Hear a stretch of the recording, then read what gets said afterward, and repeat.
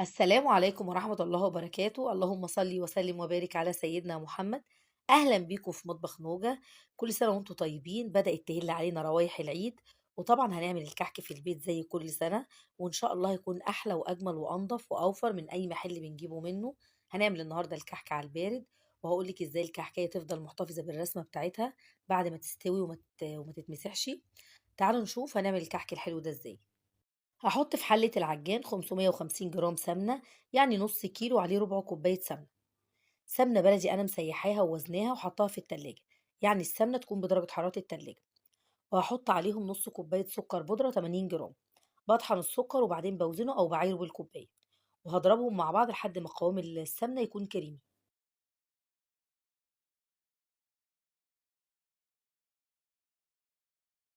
شلت المضرب وحطيت الكف لأن السمنة تقيلة والمضرب مش بيخفقها كويس، وحسيت إن السلوك بتاعة المضرب هتتكسر.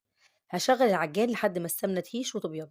ولو ما عندكيش عجان تقدري تعملي الخطوة دي بالمضرب الكهربائي، أو تدعكي السمنة والسكر بإيدك لحد ما تبيض وتهيش.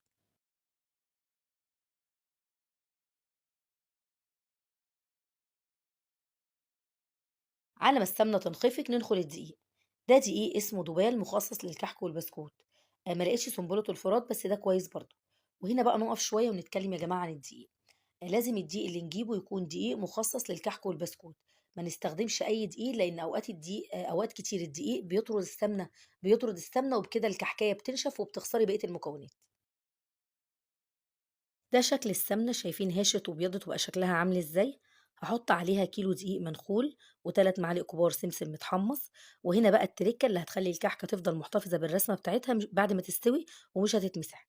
هنقلل البيكنج باودر والخميره. هنحط نص معلقة صغيرة خميرة فورية وربع معلقة صغيرة بيكنج باودر. يعني هنحط البيكنج باودر حاجة بسيطة خالص على طرف المعلقة، وهحط عليهم رشة ملح. وفي المرحلة دي هنبس الدقيق في السمنة كويس جدا. وزي ما قلتلك لو ما عندكيش عجان تقدري تشتغلي بإيدك عادي خالص. وفايدة البس هنا بتخلي الكحكاية دايبة جدا، وبنحس كده بطعم وريحة السمنة الحلوة واحنا بناكلها. هنبس الدقيق لحد ما العجينة تلزق بالشكل ده، وبعدين أحط عليها كوباية إلا ربع لبن بدرجة حرارة المطبخ 150 جرام. وهابدأ ألم العجينة أول ما أحط اللبن، مش عاوزة أعجن كتير، يا دوب العجينة تلم. والطبق أو العجان مش هيبقى فيه تلزيق من الجوانب، واللبن يختفي، يبقى كده خلاص. هوقف عجن علشان الكحك ما ياخدش عرق وينشف. وهغطي العجينة بكيس بلاستيك، وهشكل على طول. هحشي الكحك بعين جمل. ممكن تحشي ملبن أو عجوة أو تعمليه سادة زي ما تحبي. هاخد قطعة من العجينة وأكورها وأعمل فيها تجويفة بالشكل ده، واحط فيها المكسرات واقفلها كويس. وبعدين اضغط عليها بالبصامة. حجم الكحكاية 20 جرام. جنبي ميزان بوزن بيه حجم العجين. بتوزني واحدة واتنين وتلاتة بتبص تلاقي ايدك بقت ميزان. وهعمل بقى باقي الكمية كلها بنفس الطريقة.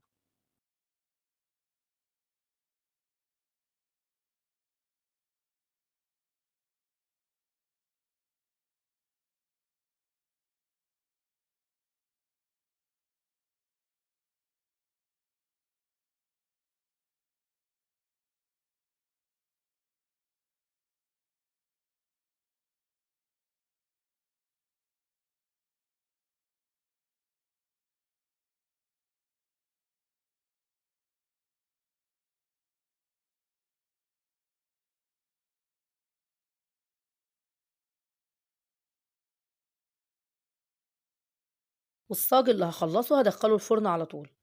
مش هسيبه يخمر، هدخله الفرن على نار متوسطة الحرارة على الرف اللي في النص. أول ما ياخد لون ذهبي من فوق ومن تحت هخرجه. ما شاء الله كيلو الدقيق عمل صينيتين كبار وصاج مقاس 30 في 40. شايفين ما شاء الله ده شكل الكحك بعد ما خرج من الفرن، واخد لون ذهبي جميل من فوق ومن تحت. هسيبه يبرد خالص في السيجان، وبعدين ارصه في علبة محكمة الغلق. وبين كل رصة والتانية هحط كيس بلاستيك من بتاع التلاجة، وهرش عليه سكر أول بأول عند التقديم. دي كانت وصفتنا النهاردة. عملنا الكحك على البارد، إن شاء الله وصفة ناجحة جدا ومضمونة. إن شاء الله تجربوها وتعتمدوها عندكم. نفس طعم المحلات الكبيرة وأحلى كمان. النقشة زي ما هي ما اتمسحتش، وده علشان قللنا الخميرة والبيكنج باودر. الكحك ما شاء الله متماسك ودايب في نفس الوقت. طعمه روعة. إن شاء الله تجربوا المقادير دي السنة دي وتدعولي. إن عجبكم بقى فيديو النهاردة، ما تنسوش تعملوا لايك وشير للفيديو. ولو مش مشتركين في قناتي تشتركوا وتفعلوا الجرس الصغير علشان يوصل لكم إشعار بكل وصفاتي الجديدة. وما توفيقي إلا من عند الله، دمتم في رعاية الله، وكل سنة وانتم طيبين. سلام عليكم.